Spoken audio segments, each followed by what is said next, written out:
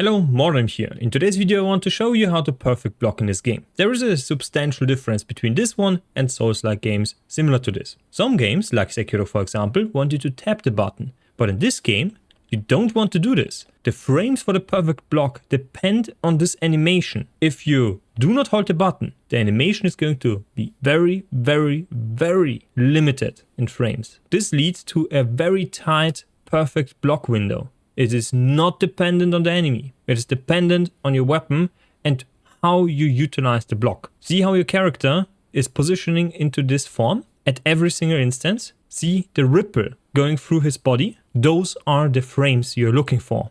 If you just do this, nothing. There's basically nothing there. And you can hold this button, enemies can clobber you, and when they try to attack you again, you can just release it and do it again. There is only a very small window where you can be hit. Now to represent this, I'm going to show you a boss fight in the background while I'll talk about this in more detail. Most enemies in this game are very hard to predict. They have erratic movement, very fluctuating speed of attacks. So sometimes they hit you with a very fast attack and sometimes they take their time. Sometimes they delay their attacks like in Elden Ring. And sometimes they just attack you relentlessly without any pause, with 7 to 8 hit combos. It is exceptionally hard to deal with this if you do not hold the button. The game is balanced around this, but the game also doesn't tell you this specific mechanic. There is nothing to indicate this, so now you know. Now back to something else. This weapon has a very fast animation. See how this one is immediately ready to perfect block, pulling up the weapon to its face. Let's have a look at a different weapon, a slow two-hander.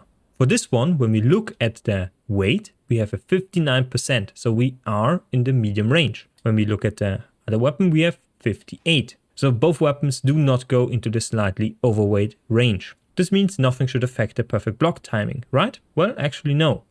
This weapon has a much slower animation until the weapon is in front of the face. See the ripple going through the clothing?